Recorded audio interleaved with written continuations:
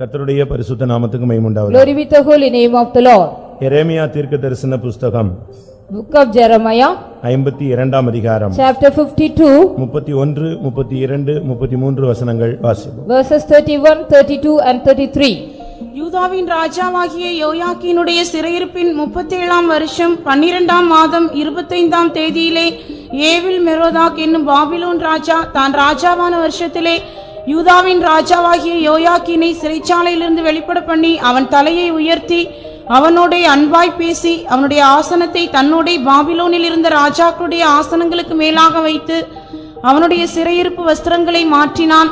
அவன் உயிரோடு இருந்த சகல நாளும் தன் சமூகத்தில் நித்தம் போஜனம் பண்ணும்படி செய்தான். கர்த்தருடைய பரிசுத்த நாமத்துக்கு மகிமை உண்டாவதாக. Glory be to the holy name of the Lord. இங்கே ஒரு ராஜா தன்னுடைய அரசாட்சியின் துவக்கத்திலே ஒரு செயலை நடப்பிக்கிறான். Here a king was doing in the dominion of his very first year an action. ஒரு ராஜா அதற்கு முன்பாகவே வருட கணக்காக சிறைச்சாலையில் கிடந்தான். Before that a king was for many long years he was imprisoned. யூதாவின் ராஜாவாகிய யோயாக்கீம் சிறையிருப்பிலே 37 வருடங்கள் இல்லாவிட்டால் 38 வருடங்கள் கிடந்தான். Almost 38 a long year the king of Judah Jehoiakim he was in the prison. அவன் ஒரு ராஜா. He was a king. அவன் யூத குலத்தினுடைய ராஜா. He was a king of Judah the tribe. தேவன் அவனை ராஜாவாக மாற்றினார். The Lord God made him as a king. ஆனால் அவன் இப்பொழுது சிறைச்சாலையிலே சிக்கிவிட்டான். Now he was ensnared in the prison. எவ்வளவு நிர்பந்தமான நிலவரம் என்பதை யோசித்து பாருங்க. Just you think it over, what a pathetic situation was that. ஒரு குற்றவாளி சிறையிருப்பிலே இருப்பது நியாயம். It is also the righteous one if the criminal is under the prison. ஆனால் ஒரு ராஜா இப்பொழுது சிறைச்சாலையிலே கிடந்தான். Now a king was in the prison. ஒரு நாள் அல்ல, not only one day, 2 நாள் அல்ல, not 2 days, இல்லாவிட்டால் சில வருடங்கள் அல்ல, not some years. அவனுடைய நீங்கள் அதை படித்து பார்த்தால் 37 வருடம் இல்லாவிட்டால் 38 வருடத்துக்கு 5 நாள் கம்மி. So if you read about that 37 or 38 years there will less only 5 days or less for that. நீங்க படிச்சு பாத்தீங்கன்னா 37 வருடம். If you read about being 37 years, 12ஆம் மாதத்திலே 25ஆம் தேதியிலே அவனுக்கு விடுதலை கிடைத்தது. in the month of 12th month 25th day he was set free. அப்பனா 5 நாள் தான் கம்மி, 38 வருடம் அவன் சிறைச்சாலையில கடந்த ஒரு ஆள். Almost he was in the prison for 38 years, only very 5 days were less for that. இவன் 18 வயதில இவன் சிறைச்சாலைக்கு போன ஒரு ஆள். At the age of 18 he was gone to the prison. யோசிச்சு பாருங்க. Just you think it over. வாழ்க்கையில அவனுடைய வாழ்க்கை எப்படி அமைஞ்சிருச்சுன்னு பாருங்க. See in his life how was his life set over. பிரியமானவர்களே, உங்களுடைய வாழ்க்கையோடு இவனுடைய வாழ்க்கையை ஒப்பிட்டு பார்த்தால் நம்முடைய வாழ்க்கையை விட அவன் மிகவும் தாழ்ந்த நிலவரத்தில் இருந்திருக்கிறான். Beloved, if you also compare his life with your life, his life was so superior, inferior to us.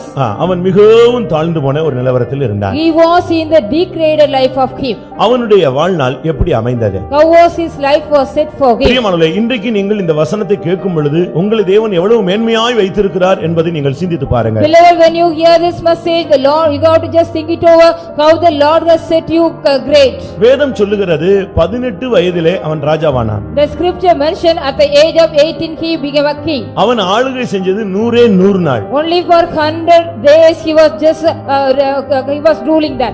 யோசிச்சு பாருங்க. Just think it over.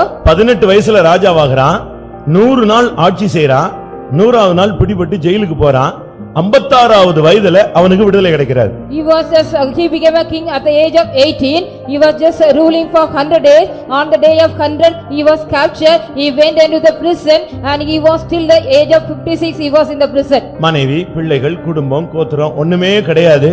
38 வருடம் அவன் சிறைச்சாலையிலேயே ஒரு அனாதை போல கிடந்தான். He did not have any wife or children or any tribe or any generation for 38 long years. He was imprisoned. 2 ராஜாக்கள் 24ஆம் அதிகாரம் 8ஆம் வசனத்திலே அவன் 18 வயதில் ராஜாவானான் என்று சொல்லியிருக்கு. It has been said about 2 King chapter 24 verse 8, he became king at the age of 18. யோயாக்கீன் ராஜாவாகிற போது 18 வயதாயிருந்து 18 வயதில அவன் ராஜாவாக மாறினான். At the age of 18 he became a king. 2ஆம் நாளாகமம் 36ஆம் அதிகாரம் 9ஆம் வசனத்திலே அவன் 3 மாதமும் 10 நாளும் ஆளுகை செய்தான் என்று சொல்லியிருக்கிறார். 2 Chronicle chapter 36 verse 9, it has been said about he was ruling for only 100 days, 3 months and 10 days. மொத்தமே இவன் 18 வயசுல ராஜாவாகி 100 நாள் ஆளுகை செய்து 38 வருஷம் சிறைச்சாலையில கிடந்து வாழ்க்கையை இழந்து போன ஒரு மனிதன். He was a man at the age of 18 he was appointed as a king. he was ruling for 100 days. At the 100th day he was captured and he was living for 38 years in the prison. இப்படி யாராவது உங்களுடைய வாழ்க்கையில இருந்திருக்கீங்களா? Have you ever in your life likewise? அப்படி யாராவது இருந்திருக்கீங்களா? Have you ever been likewise? 18 வயசுல ஒருத்தன் சிறைச்சாலைக்கு போயிட்டான்னு வெச்சுக்கோங்களேன். If you suppose a man go into the prison at the age of 18. இப்பொழுது நம்முடைய நாட்டுல ஒருத்தனுக்கு ஆயுள் தண்டனைன்னா 14 வருஷம் தான் போடுறாங்க. In our country, if a man is given a life sentence, means only 14 years will be given to him. அதுலயும் நன்னடத்தைன்னு சொன்னா சீக்கிரம் வெளியே வந்துடுறான். If he is having the good conduct, mean he will be coming out soon out.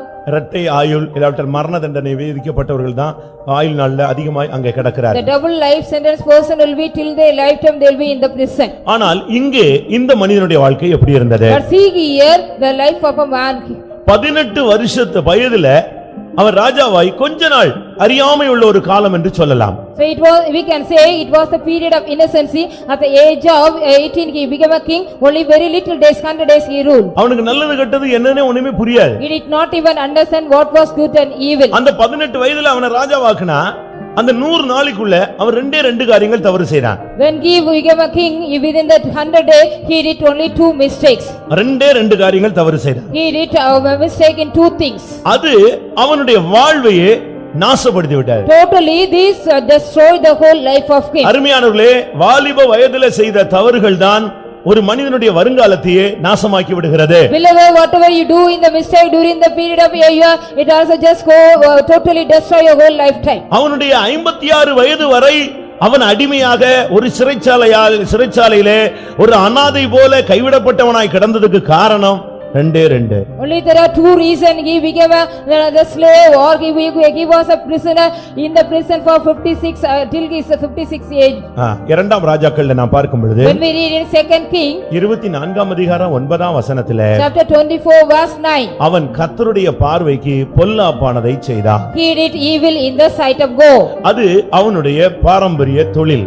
It was also it was an occupation of his heredity. அவனுடைய முன்னோர்கள் அப்படித்தான் செய்து வந்தார்கள். Only his ancestors were doing likewise. இவனும் கூட அதையே செய்ய He ஆரம்பித்தான். was also started doing the same thing. இது முதலாவது அவனுக்கு வந்த தோல்வி.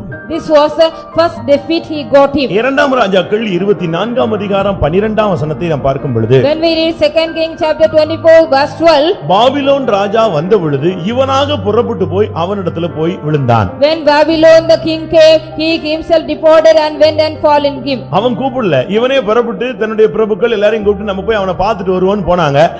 அவனை பிடித்து கொண்டான். He did not invite him. When he came, he himself went with all the princes of him. When he captured him. எவ்வளவு நிர்பந்தமான நிலவரம்னு யோசிச்சு பாருங்க. See what a pathetic situation was there. ஒன்று, கர்த்தருடைய பார்வைக்கு நீ பொல்லாப்பானதை செய்தால் உன்னுடைய வருங்காலம் அழிவை நோக்கி போகிறது. One thing, if you also do evil in the sight of the law, your future will be going into destruction. இரண்டாவது, அவன் பாபிலோன் ராஜாவை அவனே தேடி போய் அவனிடத்திலே மாட்டிக்கொண்டான். Secondly, he himself went sought about the king of Babylon and he ensnared with him. Babylon உலகத்தின் அதிபதியை காண்பிக்கிறது. Babylon shows the prince of this world. இல்லாவிட்டால் பாவத்தின் உச்சகட்டத்தை Or காண்பிக்கிறது. he shows about the peak of the sin. இல்லாவிட்டால் உலக இச்சையை Or காண்பிக்கிறது. he shows about the lust of the world. இல்லாவிட்டால் குழப்பத்தை காண்பிக்கிறது. Or he shows about the confusion. Babylon என்று அழைக்கப்படுகிறது. Babel is called as Babylon.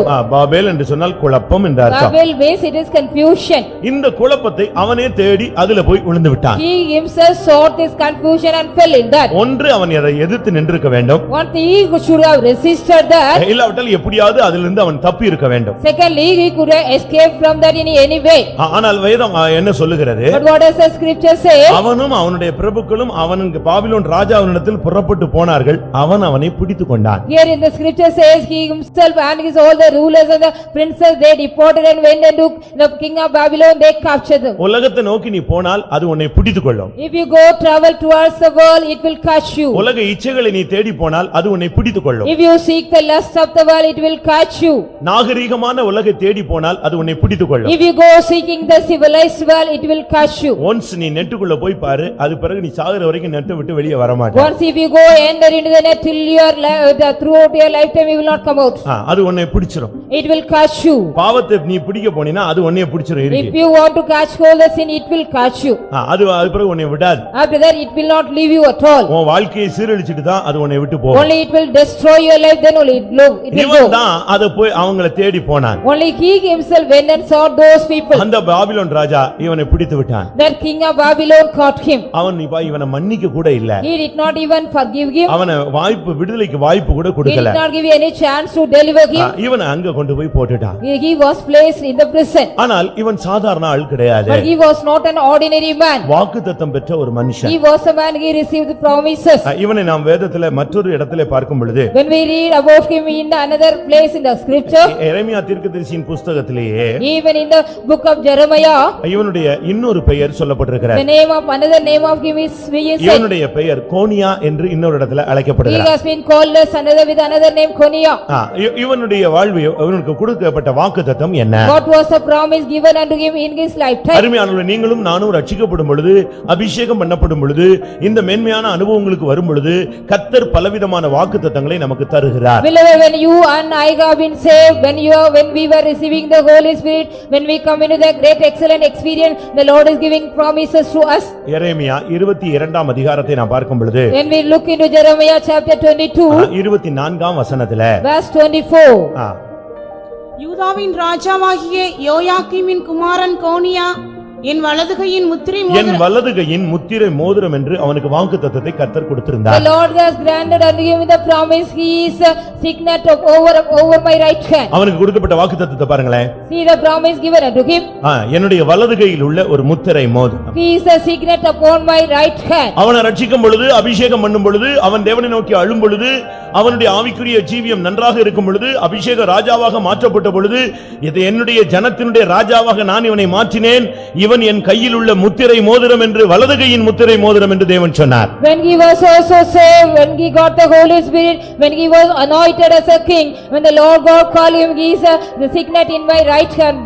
ஆனால் இப்பொழுது என்ன நடந்தது? But now what happened? பிரியமானவர்களே, உங்களுக்கும் கூட சில வாக்குத்தத்தங்களை கர்த்தர் கொடுத்திருப்பார். Beloved, to unto you also the Lord might have granted some promises. வாக்குத்தத்தங்களை நிறைவேற்ற தேவன் உண்மையுள்ளவர். The Lord God is faithful to carry out the promises. இன்றைக்கு உங்களிலே அந்த வாக்குத்தத்தங்கள் நிறைவேறி இருக்கிறதா? Today how the promises have been carried out in your life. இன்றைக்கு அநேகருடைய ஜீவியத்தில் இந்த வாக்குத்தத்தம் நிறைவேறவில்லை. In many people's life these promises have not been carried out. அதற்கு பதிலாக ஜட்ஜ்மென்ட் வந்து கொண்டே இருக்கிறது. Instead of that they are going on receiving the judgment. அடி மேல அடி விழுந்து கொண்டே They இருக்கிறது. are getting the blows upon blows. எழும்ப முயற்சித்தும் திரும்பவும் எழும்ப முடியவில்லை. They wanted to get up even though they cannot even get up again. விடுதலையை வாஞ்சித்தும் விடுதலை கிடைக்கவில்லை. They are desiring the deliverance, they are not even getting the deliverance at all. முன்னேற்றத்தையும் செழிப்பையும் தேடி முன்னேற்றமும் செழிப்பும் எட்டாக்கனியாக போய்விடுகிறது. Even they are wanting the development as well as the progress, it is like the fruit which cannot they reach. அருமையானவர்களே, உங்களுக்கு எந்த விதமான தெய்வீகமான ஆசீர்வாதமான நிறைவான வாக்குத்தத்தங்கள் உங்களுக்கு கிடைத்திருந்தாலும் உங்களுடைய வாழ்வை நீங்கள் சீரழித்தால், கர்த்தருக்கு விரோதமாய் பொல்லாப்பானதை செய்து உலகத்தின் வல்லமையிலே நீங்கள் பிடிபட்டால், அந்த வாக்குத்தத்தம் உங்களுக்கு நிறைவேறாமல் தேவனுடைய நியாய தீர்ப்பு உங்களுக்கு நிறைவேறுகிறதா இருக்கிறது. Beloved child of God, if we also go into the divine nature as well as if you receive all the promises of God, if you do evil in the sight of the Lord, mean these promises will not be carried out, but the judgment will be given to you. நீங்க யோசிச்சு பாருங்க. Just you think it over. வாக்குத்தத்தம் பெற்ற அநேகர் இன்றைக்கு நியாய தீர்ப்பை பெற்றுக் கொண்டிருக்கிறார்கள். The people those who received the promises, today they are receiving the judgment. எரேமியா 22 24 நாம் முழுவதுமாக வாசிப்போம். When we let us read Jeremiah 22:24. யூதாவின் ராஜாவாகிய யோயாக்கீமின் குமாரன் கோனியா என் வலதுகையின் முத்திரை மோதிரமாயிருந்தாலும் அதிலிருந்து உன்னை கழற்றி எரிந்து போடுவேன் என்று என் ஜீவனை கொண்டு சொல்லுகிறேன் என்று கர்த்தர் சொல்லுகிறார். என் கையிலே வலதுகையிலே முத்திரை மோதிரமாய் வைத்திருந்த நான் உன்னை என்னுடைய கையிலிருந்து கலற்றி எரிந்து விடுவேன் கர்த்தர் சொல்றார். Lord says, I have kept you as a signet upon my right hand, I will pluck it and throw you. தேவனுக்கு ரெண்டு பகுதி இருக்கிறாரு. There are two portions for God. ஒரு பகுதியிலே தேவன் அன்புள்ளவர், மற்றொரு பகுதியை திருப்பி பார்த்தால் தேவன் பட்சிக்கிற அக்கினி. In one angle God is very loving, in another angle he is a consuming fire. இந்த ரெண்டு விதத்துல நீங்கள் எந்த விதத்துல தேவனை நீங்கள் அனுபவித்து வருகிறீர்கள்? In which way are you enjoying with God? 18 வயதில At the age of 18, அறியாமையுள்ள காலங்களிலே நாட்களில் In the age of his innocence, தன்னுடைய புத்தியினத்தினால் கர்த்தருக்கு விரோதமாய் பொல்லாப்பானதை செய்தான். because of his foolishness, he did evil in the sight of God. அவனுக்கு நியாய தீர்ப்பு அருளப்பட்டு விட்டது. He has been given the judgment. நீங்க நினைக்கலாம் எவ்வளவோ தவறு செஞ்சுட்டு எத்தனை பேர் வந்து உட்கார்ந்து இருக்கிறான். You may be thinking, after doing lot of mistake, how many people are seated here? நம் கண் முன்னாலே பலரும் பல விதங்களிலே தவறு செய்கிறார்களே. In our sight, there were many people are doing various mistakes. அவர்களுக்கெல்லாம் தண்டனை இல்லையே. They don't get any punishment or any judgment. நான் இன்றுதான் இப்பொழுதுதான் சின்ன காரியங்கள் செய்தேன், உடனே என்னை தேவன் இப்படி பண்ணிவிட்டார் என்று Even சொல்கிறார். today I have done a very small mistake, the Lord has done likewise. ஒன்றை நீங்கள் புரிந்து கொள்ள வேண்டும். One thing you should understand, தவறு செய்து ஒரு மனிதன் தண்டனை அனுபவியாமல் போனானால் அவன் வேசியின் பிள்ளை. if a man after doing the mistake, he does not go get the judgment, he is a son of the harlot. ஒருவன் தவறு செய்த உடனே தண்டனை கிடைக்குமானால் அவன் தேவனுடைய பிள்ளை. If a man after doing the mistake, he receive the punishment, he is a child of God. தகப்பன் எவனை நேசிக்கிறாரோ அவனை அவர் சிட்சிக்கிறார். Whomever the father loves, he chastens. அவன் சிட்சியாதிருந்தால் அவன் வேசியின் பிள்ளை என்று சொல்லி If இருக்கிறார். he does not chasten him, he is a first son. ஒருவேளை தேவனுடைய தண்டனையிலிருந்து நீ தப்பி போகிறதினால் ஞானி என்று எண்ணிவிடக் கூடாது. Because you should not consider yourself as a wise man, you are escaping from the judgment. இங்கே பாருங்கள், 18 வயதில போய் சிக்கின மனிதன் இப்பொழுது 56 வயது, இப்பொழுது வரைக்கும் அவன் அனாதை போல கிடந்தான். Here you see, at the age of 18, he was also caught, till the age of 56 as an orphan, he was in the prison. அதே எரேமியா 22ஆம் அதிகாரத்திலே அவன் ஒரு அவமதிக்கப்பட்ட சிலை என்று சொல்லி இருக்கிறார். Even in the same Jeremiah chapter 22, he was also a ashamed idol. அவனை நான் புத்திர சந்தானம் இல்லாமல் ஆக்குவேன். I will make him no generation for him. அவனை ஒரு அனாதை போல மாற்றுவேன். I will change him as an orphan. பாருங்க, தேவனுடைய ஜட்ஜ்மென்ட் ஒருத்தனுமே தாங்க முடியாது. See here, nobody can bear the judgment of God. அதனால ஜட்ஜ்மென்ட்க்கு நேரா தயவு செய்து யாரும் போய் விடாதீங்க. Please don't go anybody near the judgment. வாலிப வயதில் ஜட்ஜ்மென்ட்டை நோக்கி நீங்கள் போனீங்கனால் உங்களுடைய வருங்காலம் முழுவதும் அழிந்து போய்விடும். At the age of the youth time, we also go towards the judgment, your future whole time will be destroyed. 38 வருடமாக அந்த மண்டபத்திலே, அந்த பெதஸ்தா மண்டபத்திலே ஒருவன் கிடந்தான். A man was also near the porch of the Bethesda for 38 long years. 40 வருடமாக அந்த தேவாலயத்தின் வாசல்ல ஒருவன் சப்பானியாய் கிடந்தான். A man was being lame for 40 long years near the door of the temple of God. 18 வருஷமாக பலவீனப்படுத்துகிற ஆவியினால் ஜெபாலயத்திலே ஒரு பெண் கிடந்தாள். A woman was also in the synagogue for 80 long years, she was caught by the 12 வருடமாக பெரும்பாடினால் வீட்டிலே ஒரு பெண் கிடந்தாள். There was also a woman with a hemorrhage for 12 long years at home.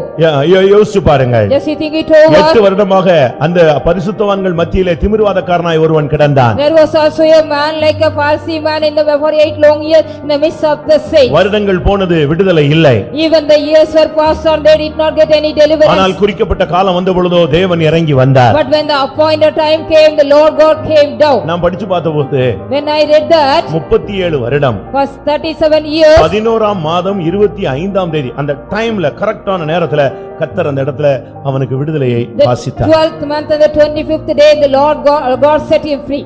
பிரியமானவர்களே, உங்களுடைய வாழ்க்கையில எத்தனை பேர் சிறையிருப்பில் இருக்கிறீர்கள்? Beloved, how many of you are in your life under the prison? தூங்காதீங்க. Please don't sleep. என் பிரசங்கம் தூங்குற மாதிரியா இருக்கு, எனக்கு டவுட் ஆயிடுச்சு. Yes, I feel doubt. நீங்க இப்ப தூங்கிட்டீங்கன்னு வச்சுக்கோங்களேன், நான் சொல்றேன், சும்மா தப்பா சொல்லல. இப்ப தூங்கிட்டீங்கன்னா இந்த மெசேஜுக்கு ஏத்த போராட்டம் வரும்போது நீங்க தூங்கிடுவீங்க, தோத்துருவீங்க. Suppose if you sleep now, when you get the conflict according to this message, what you hear, you can't escape. ஆராதனையில் தூங்கினவன் ஆவி இழந்தான், ஆத்மாவே இழந்துருவான். One who slept in the worship, he will lose his spirit even. அதுக்கு தான் நீங்க night ஃபுல்லா ஜெபிச்சிக்கலாங்க நீங்க. So that have you all prayed for yesterday night? சொல்லுங்க, நான் நைட்டில் 10 மணியிலிருந்து காலை 7 மணி வரை ஜெபித்து விட்டு வந்தேன்னு ஒரு ஆள் கையை வைத்திரு பார்க்கலாம் என் சிவகாசியில. At least one person raise your hand from 12 o'clock to 7 o'clock. I prayed yesterday night and came here. அப்ப நைட் தூங்கி தானே செஞ்சிருக்கிற? So you have slept, no? நீங்க அப்படியே அப்சர்வ் பண்ணிட்டே இருக்கணும். You have to go on observing this. தேவனுடைய வார்த்தை வேணும்னா அதை நீ கேட்டுக்கொண்டே இரு. If you want to hear if you want the word of God, you have to go on. சிறையிருப்பு என்பது எழுத்தின் பிரகாரமான சிறைச்சாலை மாத்திரம் அல்ல. The captivity is not only under literal. வியாதி கூட ஒரு சிறையிருப்பு தான். Even the sickness is also the captivity. பிசாசின் போராட்டங்கள் கூட ஒரு சிறையிருப்பு தான். Even the conflict of the devil also is a பாவ captivity. பழக்க வழக்கங்கள் கூட ஒரு சிறையிருப்பு தான். Even the habit of all the sinful habits service are also the captivity. சில சூழ்நிலைகளிலே சிக்கிக் கொள்ளுகிறது கூட ஒரு சிறையிருப்பு தான். Ensnaring in some occasion is also a captivity. சில இடங்களிலே நம்முடைய ஜனங்கள் போய் சிக்கிக் கொள்கிறார்கள், வெளியே வர அவர்களுக்கு முடியவில்லை. In some places our people are going and ensnaring and they cannot even come out. சில வியாதிகள் சில நல்ல விசுவாசிகளை கூட சிறையாக்கி கொள்ளுகிறது. Even some diseases are making us a slave, some good believers. எப்படி இருக்கும்னு யோசிச்சு பாருங்க. Now it would be just think it over. நீங்கள் ஏதாவது சிறையிருப்பிலே சிக்கி இருக்கிறீர்களா? Have you ever caught into any captivity? வியாதி, பாவம், பிசாசு, சூழ்நிலை, கெட்ட பழக்க வழக்கங்கள், இப்படிப்பட்ட சிறையிருப்பிலே யாராவது சிக்கி இருக்கிறீர்களா? Have you ever ensnared in the captivity like the sin or the devil or any evil conduct of you, characters of you? 18 வருடமா அந்த பெண்ணை அந்த ஆவி பலவீனப்படுத்துற ஆவி அப்படியே கண்ட்ரோல் For பண்ணிடுச்சு. 18 long years the spirit of infirmity was controlling that woman. அவ daily கோயிலுக்கு தான் வந்திருந்தா. Every day she attended the church. கூன் தான். And she was a bent woman. கூனி கூனி கூனி கோயிலுக்கு வந்து உட்கார்ந்துருவா. Even with a bent back she used to come to the church of God. ஆனாலும் அந்த அந்த சிறையிருப்பில இருந்து அவளுக்கு விடுதலை கிடைக்கல. Even though she did not get any deliverance from the captivity of God. நீங்க யோசிச்சு பாருங்க, இந்த யோயாக்கீன் 38 வருடம் அப்படியே ஒரு அனாதை போல அவனை யாருமே வெளியே எடுக்கல, யாரும் அவனை வெளியே கொண்டு வரதுக்கு முயற்சியும் எடுக்கல. Like an orphan, Jehoiakim he was also for 36 years he was under the captivity. 38 years he was under the captivity. அவனை வந்து யாருமே வெளியே கொண்டு வரல. None of them brought him out. அவனை பிடிச்சிட்டு வந்த ராஜா வெளியே கொண்டு வரல. The king one who caught him he did not bring him out. அடுத்த செகண்ட் நேபுகாத்நேச்சார்னு ஒருத்தர் வந்தான், அவனும் கூட இவனை வெளியே கொண்டு There வரல. was another king, the second Nebuchadnezzar, he did not bring him out. இவன் சிறைச்சாலையிலேயே கிடக்குறான். He was only in the prison. அவனுக்கு வெளியே கொண்டு வர்றதுக்கு அவங்க தாய் தகப்பன் யாருமே கிடையாது, எல்லாமே செத்து போயிட்டாங்க. அவங்க எல்லாம் எங்கேயோ இருக்காங்க, அழிஞ்சு போயிட்டாங்க. அவனை வெளியே எடுக்கிறதுக்கு யாருமே உதவி செய்யவில்லை. Nobody was helping to brought him out. The parents of him they have died away, they were somewhere. அவனுக்கு நண்பர்கள் அவனை வெளியே எடுக்க முடியல. His friends were not able to brought him out. எத்தனையோ கைதிகள் வருவார்கள், So many prisoners used to come. இவனோடு கூட இருப்பார்கள். They will be waiting with him. அவனை மற்றவர்கள் வந்து விசாரிப்பார்கள். And the other prisoners they will be inquiring about him. Other prisoners இல்ல, அவனை மற்றவர்கள் வந்து வெளியே இருந்து வந்து விசாரிப்பாங்க. Other people from outside they will be coming and inquiring him. அவனை ஜாமீன் எடுத்துட்டு போயிடுவாங்க. They will be taking them in bail and go. இல்ல அந்த ஜட்ஜ்மென்ட் டைம் முடிஞ்ச உடனே, அந்த தீர்ப்பு அந்த குற்ற நாட்கள் முடிஞ்ச உடனே, சிறை நாட்கள் முடிஞ்ச உடனே வெளியே போயிடுவான். After the days of the prison they will be going out. ஆனா இவனுக்கு வெளியே போற அந்த சிந்தையும் இல்ல, வெளியே போக வாய்ப்பும் இல்ல. He did not get the thought as well as he did not get the chance to go out for him. ஒரு பெரிய சக்தி அவனை அப்படியே பிடித்து அவனை எங்கேயோ தூக்கி போட்டுது. A great power was caught him and put him somewhere else. நீங்க பாருங்க, வெளிநாடுகள்ல வேலைக்கு போன அநேகர் வெளிநாடுகள்ல சிறைச்சாலையில நம்ம ஆளுங்க கிடக்குறாங்க. Even people those who has gone abroad for the job, they are in the prison, many people of us. அவங்க எங்கேயோ கிடக்குறாங்க. அவங்க எந்த நாட்டிலயோ அவங்க போன இடத்துல ஏதாவது குற்றத்திலயோ சந்தேகத்திலயோ பிடிபட்டு அப்படியே வாழ்க்கையை தொலைச்சு போட்டாங்க. They are in suspect or in the criminal, they are being caught and imprisoned there. நான் சென்ட்ரல் ஜெயிலுக்கு போயிருந்தேன். I had been to the central jail. ஒரு பையன் வந்து எனக்கு அட்ரஸ் கொடுத்தான். One boy came and gave me the address. இந்த அட்ரஸ்ல ஒரு லெட்டர் போட்டு நான் ஜெயில்ல இருக்கேன்னு சொல்லிருங்க எங்க வீட்டுக்குன்னு சொன்னேன். So in this address just write a letter, I am being in the jail, just inform them. ஏன் நீ ஜெயில்ல இருக்கிறது தெரியாதான்னு கேட்டேன். I asked him, did not your parents they know about you and the jail? வேலைக்கு போயிட்டு இருக்கும்போது என்னை பிடிச்சிட்டாங்க. While I was going to the job I was caught. நான் வேலைக்கு போனதுதான் தெரியுமே தவிர நான் எங்கிட்டு போயிருக்கேன்னு தெரியாது. இவங்க என்னை பிடிச்சி எங்க கொண்டு போட்டாங்க, என்ன ஜெயில்ல போட்டாங்க. Only they knew that I was going to the job and they got caught while I was going to the job and put me in the prison. அதனால நீங்க தயவு செய்து இந்த லெட்டர், இந்த அட்ரஸ்க்கு ஒரு லெட்டர் போட்டு இப்படி உன் பையன் ஜெயில்ல இருக்கான்னு சொன்னீங்கன்னா எங்க வீட்ல வந்து என்னை ஜாமீனாவது என்ன செய்வாங்க, ஜஸ்ட் ஜாமீன் எடுப்பாங்க, இல்லாட்டி என்னை வந்து பார்த்து விசாரிக்கிறதுக்காக ஆள் வரும்னு கேட்டான். If you write a letter because I am in the jail, some people will come from my home and they will be taking me bail, at least they will come and visit me. எந்தவித விசாரிப்பும் இன்றி, Without any care, வாழ்க்கையிலே நிச்சயம் இன்றி, without any hope in the life, வருங்காலத்தை குறித்த நம்பிக்கை இன்றி, without any hope regarding the future of him, வாலிபத்தை இழந்து, losing all the youth life, வாழ்வை இழந்து, losing all his life. 56 வயது வரை கிடந்த ஒரு மனிதனுக்கு திடீரென்று தேவனுடைய வல்லமை அவனை தேடி வந்தது. Suddenly the power of God met him, the man who was for 56 years in the prison. ஒருவேளை நீ என்றைக்கோ செய்த தவறுக்கு சில வியாதி வந்திருக்கலாம். Perhaps you might have done the mistake some days, other you might have got some sickness. என்றைக்கோ நீ செய்த தவறுக்கு சில ஜட்ஜ்மென்ட் You வந்திருக்கலாம். might have got some judgment because you might have done the mistake some days ago. என்றைக்கோ நீ செய்த தவறுக்கு உனக்கு ஒரு நியாய தீர்ப்பு கொடுக்கப்பட்டிருக்கும். And some judgment may be given and you for the mistake you might have done some days ago. தெரிஞ்சோ தெரியாமலோ நீ செய்திருப்பாய். With knowledge or without knowledge you might have done that. அறிந்தோ அறியாமலோ எதிலையோ நீ சிக்கி இருப்பாய். Without knowing or unknowingly you might have answered something. ஆனால் பிசாசு உன்னை வகையாய் பிடித்துக் கொண்டான். But the devil also caught you correctly. நீங்க அந்த வசனம் மட்டும் படிங்களேன். Please read that word. 2 ராஜாக்கள் 24 அதிகாரம் 12 வசனத்தில் அவன் புறப்பட்டு போனான், அவனை பிடித்துக் கொண்டான். 2 King 24:12. அப்பொழுது யூதாவின் ராஜாவாகிய யோயாக்கீனும் அவன் தாயும் அவன் ஊழியக்காரரும் அவன் பிரபுக்களும் பிரதானிகளும் பாபிலோன் ராஜாவினிடத்திற்கு புறப்பட்டு போனார்கள். அவனை பாபிலோன் ராஜா தன் ஆளுகையின் 8ஆம் வருஷத்திலே பிடித்துக் கொண்டான். எப்படி இருக்கும்? இவன் போனா, ஆனா அவனை மொத்தமா பிடிச்சு வச்சுக்கிட்டான். When he went there totally he captured them. அறிந்தோ அறியாமலோ இவன் போய் அங்க போனான், ஆனா அவன் வசமா அவனை பிடிச்சு ஒண்ணுமில்லாம ஆக்கிட்டான். Knowingly or unknowingly went and sought him that he just caught and captured them. ஆனால் கர்த்தர் முதலாம் நேபுகாத்நேச்சாரை அழித்து இரண்டாம் நேபுகாத்நேச்சாரை அழித்து இவனுக்கு சாதகமான ஒரு நபரை அந்த இடத்துல கொண்டு வந்தார். But the Lord God destroyed the first Nebuchadnezzar and the second Nebuchadnezzar and brought a man favorable unto him. நான் இன்றைக்கு உங்களுக்கு சொல்லுகிறேன், உங்களுக்கு எதிரான இருந்த எல்லாரையும் கர்த்தர் அகற்றப் போகிறார். Today I want to tell you whatever the things and the people those who are against you, the Lord is going to remove everything. இதுல இரக்கமே தேவன் பாராட்ட போறது இல்ல. The Lord is not going to show any compassion in this. அந்த எதிராக இருக்கிற அந்த நபர்களை அகற்றினால்தான் கர்த்தர் உன்னை இந்த இடத்துல தன்னுடைய வார்த்தையை அனுப்பி உன்னை உயர்த்த முடியும். Only then the Lord can remove all the people those who are against you. The Lord can send the word of him and just lift you up here. அந்த நேபுகாத்நேச்சார் இருக்கும் வரை உனக்கு விடுதலை கிடையாது. Till the Nebuchadnezzar alive you will not be delivered at all. அந்த Nebuchadnezzar மரித்த அடுத்த நாள் ஏவில் மராதாக் பதவியில வந்து The நின்றான். very next day on the day of the death of Nebuchadnezzar, evil Merodach came to the ruling. துன்மார்க்கனை உற்று விசாரித்தாயானால் அவன் அங்கே இல்லை. If you also seek about the wicked man, he is not there. அவனை அந்த இடத்தை விட்டு கர்த்தர் தூக்கி விட்டார். The Lord God removed the wicked man from that place. உனக்காக கர்த்தர் சிலரை இந்த நாட்களிலே அப்புறப்படுத்த போகிறார். For your sake the Lord is going to take away some people. அது வல்லமை வாய்ந்தவர்களாக இருக்கலாம், It may be the powerful people. விசுவாசிகளாக It இருக்கலாம். may be either believers. உன்னுடைய ஆவிக்குரிய பூமிக்குரிய வளர்ச்சிக்கு தடையா இருக்கிற ஒவ்வொருவனையும் கர்த்தர் தூக்குவார். The Lord God will take away the person, those who are also against all the blessings of your earthly as well as earthly blessing and the spiritual blessing. தேவனால் அதை உனக்கு செய்ய முடியும். The Lord can do that for you. அப்படி விசுவாசிக்கிறவங்க எல்லாம் கரங்களை உயர்த்தி அல்லேலூயா சொல்லுங்கள் Those who பார்க்கலாம். are believing that raising and நான் படிச்சு பார்த்தேன், நேபுகாத்நேச்சாரை தூக்கிட்டு ஏவில் மொராதாக்க கர்த்தர் கொண்டு வந்து நிற்பாட்டினார். I read here and saw the Lord took away Nebuchadnezzar and he placed evil Merodach in that place. முதல் நேபுகாத்நேச்சார் இருந்தாலும் இந்த காரியம் நடக்காது, இரண்டாவது நேபுகாத்நேச்சார் இருந்தாலும் நடக்காது. கர்த்தர் பார்த்தார், டைம் கொடுத்து பார்த்தார், ரெண்டு பேரும் சரியில்லை, ரெண்டு பேரும் எடுத்துட்டார். The Lord gave time to the first Nebuchadnezzar and the second Nebuchadnezzar, made it not go, so the Lord killed them. என்னுடைய வாழ்க்கையில நான் மாத்திரம் தான் சிறைச்சாலையில் இருக்கிறேன் என்று நீங்கள் எண்ண வேண்டாம். No need to think only I am under the captivity or in the prison in my எனக்கு life. மட்டும் தான் இப்படிப்பட்ட பிரச்சனைகள் என்று நீங்கள் எண்ண You வேண்டாம். no need to consider and count yourself only I have such kind of problems. யோசேப்பு சிறையில் இருந்துதான் அரசால வந்தவன். Joseph being from the prison he came to ruling. அப்போஸ்தலர்கள் சிறைச்சாலையில் இருந்துதான் அவர்கள் ஊழியத்தை துவங்கினார்கள். Even the apostles being in the prison they have started their mission. எத்தனையோ பரிசுத்தவான்கள் சிறைச்சாலையில் இருந்ததாக வேதம் சொல்லுகிறது. Many saints are also being found in the prison in the scripture says. பேதுரு சிறைச்சாலையில் கிடந்த மனிதன். Peter was a man, he was in the prison. பவுலும் சீலாவும் சிறைச்சாலையில் கிடந்தவர்கள்.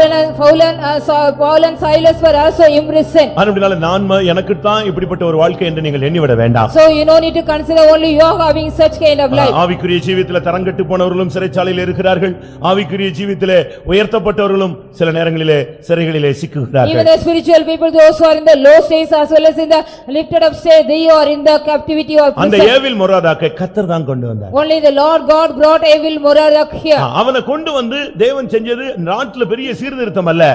ஃபர்ஸ்ட் வந்து இந்த யோயாக்கீனை வெளியே கொண்டு வந்தார். After brought him, the Lord did not do great reformation in the land. First of all, he brought out this Joachim out. எத்தனையோ வருடங்களாக ஒரு மனிதனுக்கு செயற்கை சுவாசம் அளிக்கப்பட்டு வந்தார். For many years, it has been given the artificial breathing to a man. அவன் வந்து கோமா ஸ்டேஜ்லயே கிடந்தான். He was under the coma stage. நீங்க பேப்பர்ல படிச்சிருந்தா தெரிஞ்சிருக்கும். If you have read in the paper, you might know that. வருஷ கணக்கா For years, எத்தனையோ வருடங்கள் ஏதோ ஒரு ஆக்சிடென்ட்ல கோமாவானா அதுல இருந்து அவனுக்கு வந்து செயற்கை சுவாசம் அளிச்சு அந்த கோமா ஸ்டேஜ்லயே வச்சு ட்ரீட்மெண்ட் கொடுத்தாங்க. In one of the accidents, he went into the coma state for years. He was just giving the artificial oxygen. கடைசில என்ன நடந்தது? Finally, what happened? இவன் செத்தா பரவாயில்ல விட்டுருன்னு சொல்லிட்டு அந்த எல்லாத்தையும் புடிங்கி எடுத்துட்டாங்க. Just they removed all the tubes, everything. They whether he நீங்க died or பேப்பர்ல not. படிச்சீங்களா? Have you read in that? எல்லாத்தையும் புடிங்கி முடிச்ச உடனே ஆளு எந்திரிச்சு உட்கார்ந்துட்டான். So after collect everything, he stood sit up. இதுதான் அவனை வந்து போராட வச்சிருந்திருக்கு. Only this was made him to struggle. இவன் எடுத்த உடனே கோமா ஸ்டேஜ்ல இருந்து தெளிவாகி பேச ஆரம்பிச்சான். He became clear from the coma stage. He started talking when everything was removed. கர்த்தர் வந்து ஒரு போக்கை உனக்கு உன் வாழ்க்கையில உண்டு பண்ண வல்லவர். The Lord God is able to make a way in your life. இவங்க தகப்பன் தான், ஏவில் மரதாக்கு தகப்பன் தான் Nebuchadnezzar. Only the father of Evil Merodach is Nebuchadnezzar. ஆனா அவங்கெல்லாம் செய்யாத ஒரு காரியத்தை கர்த்தர் ஒரு ஆளை கொண்டு வந்து செய்ய வைத்தார். But whatever they did not do, the Lord God brought a man and did that. வேலை ஸ்தலங்கள்ல எதிர்ப்புகளை சந்திக்கிறீர்களா? Do you meet the opposition in the workplace of you? பிசினஸ்ல போட்டியை சந்திக்கிறீர்களா? Do you meet rival in the business area of you? ஊழியங்கள்ல எதிர்ப்புகளை சந்திக்கிறீர்களா? Do you meet all the opposition in ஊழியத்துல ministry?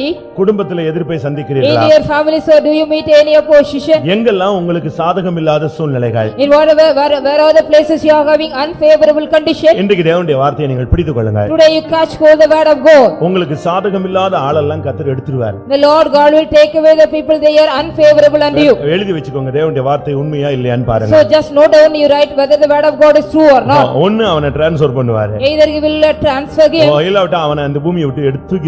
or he will take away from the world. அந்த நேபுகாத்நேச்சாரை எடுத்து விட்டு ஏவில் மரதாக்கை கொண்டு வந்து நிப்பாட்டினார். The Lord God took away Nebuchadnezzar and brought back the Evil Merodach. ஏவில் மரதாக்கு வந்த உடனே என்ன செஞ்சான் தெரியுமா? Evil Merodach, after he came, what he did, you know? அவன் சிங்காசனத்துல போய் உட்கார்ந்தானோ இல்லையோ தெரியாது, முதல்ல வந்த உடனே இந்த யோயாக்கீனை சிறைச்சாலையில இருந்து வெளியே கொண்டு வான்னு சொன்னான். Whether he sat on the throne or not, first of all when he came, he wanted to bring out the Joachim out of the இந்த prison. அனாதை போல கிடக்கிற இந்த மனிதனை நோக்கி அவன் தேடி வந்தான். He also came seeking the man who was like an orphan in the prison. அருமையானவர்களே, உங்களுடைய வாழ்க்கையில நீங்கள் ஒருவேளை கைவிடப்பட்ட ஒரு சூழ்நிலையில நீங்கள் காணப்படலாம். Wherever you may be in your life, in the condition you have been forsaken in your life. விசாரிப்பற்ற நிலவரத்தில் நீ காணப்படலாம். You may be in the condition nobody care of you. என்ன என்று கேட்க கூட நாதி இல்லையே என்று நீ You எண்ணிக்கொண்டிருக்கலாம். may be thinking no one is approaching me and inquiring me. ஆனால் தேவன் உன்னை விசாரிக்கும்படியாக ஒரு சூழ்நிலையை உருவாக்குவார். But the Lord God will create a situation to inquire you. யாருமே விசாரிக்காமல்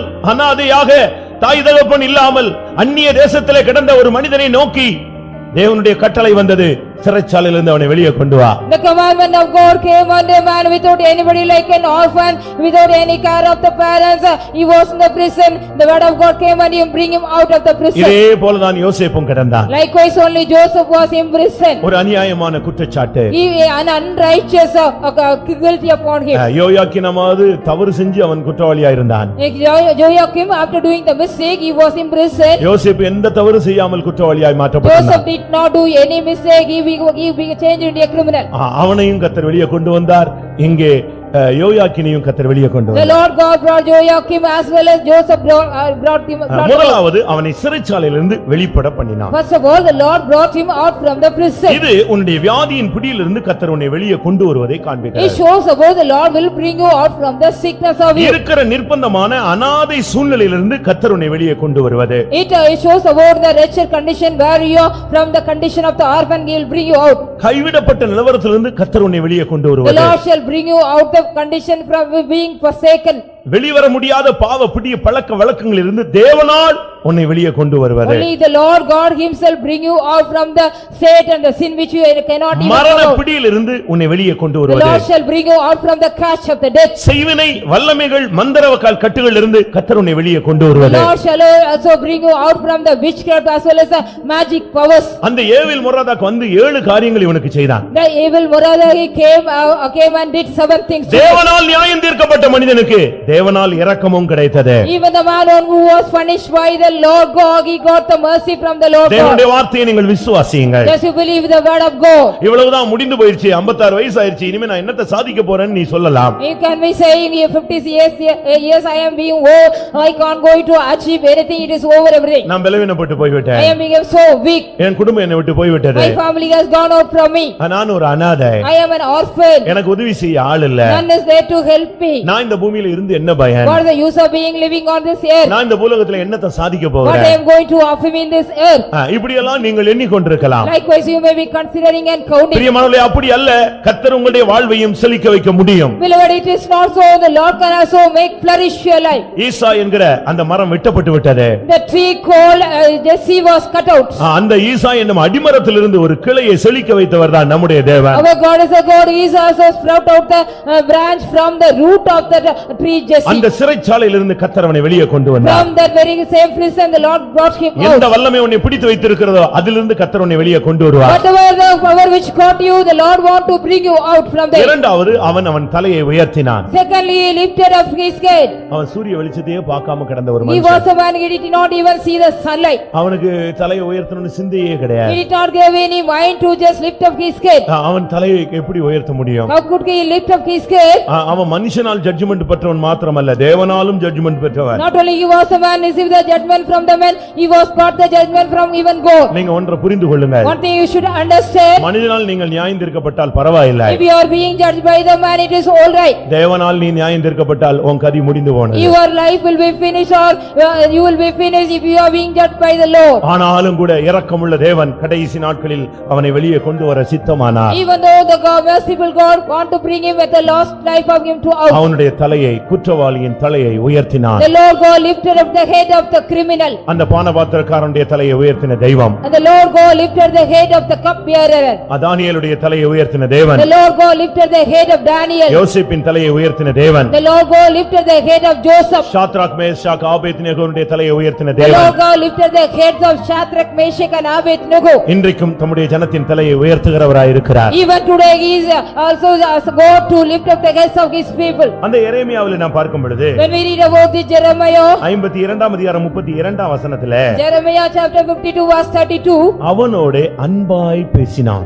he did speak kindly to him. 38 வருஷமா For 38 long years, அவன்கிட்ட யாருமே அன்பா பேசல. none of them did speak unto him kindly. இன்னைக்கு மனைவிமார்கள் எல்லாம் விசாரிங்க, You just inquire about all the wives. உங்க புருஷர்கள் எல்லாம் அன்பா பேசுறாங்களான்னு. Whether all your கல்யாணத்துக்கு husbands முன்னா இருங்க, நீங்க ஸ்பீடா பண்ணுங்க.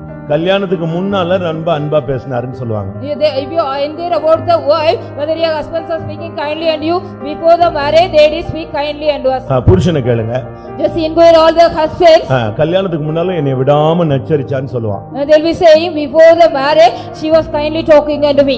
இன்னும் ஒரு சிலர் விசாரிச்சா, If you inquire some others, கல்யாணமாகி ஒரு 3 மாசம் நல்லா வாழ்ந்தோம் அப்படிம்பாங்க. after the marriage for 3 years we lived happily. இந்த யோயாக்கின் சொன்னானே, நான் 3 வருஷம் 10 நாள் நான் அரசாட்சி செய்தேன். This Joachim said so only 3 months and 10 days I reigned. அதுக்கு பிறகு After that சிறைச்சாலைக்கு போயிட்டான். he got me into the prison. அதுக்கு பிறகு உங்க வாழ்க்கை எப்படி இருந்துச்சு? After that how was your life? உன்னைய பார்த்தா பிடிக்கல, If they see you they don't like. நீ பேசினா பிடிக்கல, If you talk they don't like. நீ கிட்ட வந்தா பிடிக்கல, If you come near they don't like. நீ சாப்பாடு செஞ்சு வச்சா பிடிக்கல, If you cook any food they don't like. உன் முகத்தை பார்த்தாலே பிடிக்கல, If they see your face they don't like. நீ வீட்டுக்குள்ள வந்தாலே பிடிக்கல. If you come inside the house they don't like. இதானே Isn't it so?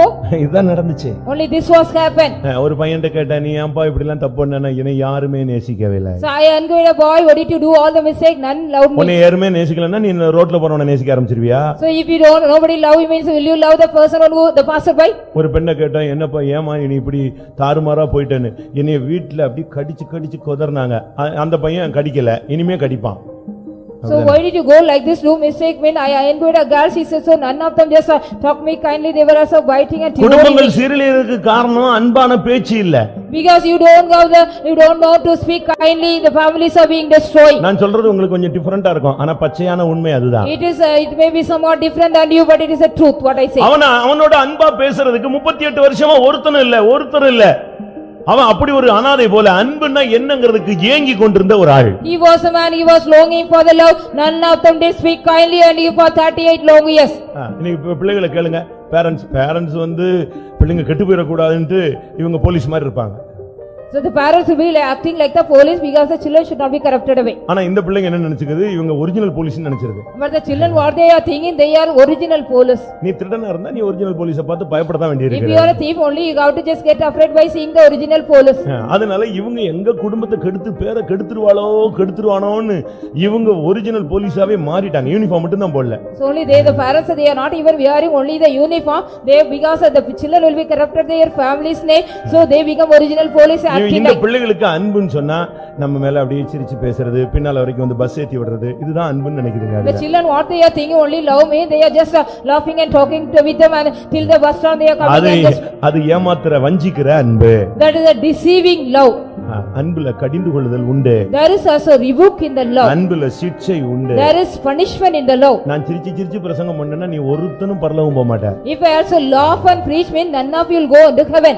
ஆமா உண்மையாவே நான் ஜோக் அடிச்சு நீங்கள் எல்லாரும் அமுக்கி குலுக்கி கொடுங்கள் ஹல்லேலூயா சொல்லுங்கள் எல்லாரும் நாம் பரலோகம் இப்பொழுது நாம் கால் எடுத்து வைப்போம் ஒருத்தனும் போக மாட்டான். So if I also laugh and say just you also press together and you just shake together and give means if I laugh mean none of you will go. பிரசங்கம் கேட்கும்போதே பாதி தோல் உரிஞ்சிரணும். So when you hear the message half of your skin should be removed. ஆத்துமாவையும் கணுக்களையும் உருவ குத்தி அதை பிச்சு எடுக்கிறது தான் பிரசங்கம். So the message is only piercing through the soul and the joint and dividing into two. அப்படிதானே? கரெக்ட் தானே? எபிரேயர்ல சொல்லி இருக்கு. அது கணுக்களையும் கட்டுகளையும் உருவ குத்தி அது அப்படியே ஆபரேட் பண்ண உள்ள போகும். பிரசங்கம் கேட்கும் பொழுது போதக சிட்சையே ஜீவ வழி. The fruits of instructions are the way of life. It will go inside and just pierce through the joints and marrow. Butter போட்டனா நீ பட்டர் தான் போட்டு அவ்வளவுதான் நீ இங்க தான் உட்கார்ந்திருப்ப. If I put butter means only you will be applied butter and be here. இங்க அது சிபிஎம்ல அந்த ஸ்கீமே கான்செப்டே கிடையாது. There is no concept in CPM here. அந்த சாஃப்ட்வேர்ல அந்த டிஸ்கே கிடையாது அந்த ஸ்கீமே கிடையாது. There is no scheme or disk in this software. இருந்தால் இரு போனால் போய் கொண்டே இரு. Either you be here want to be here or go.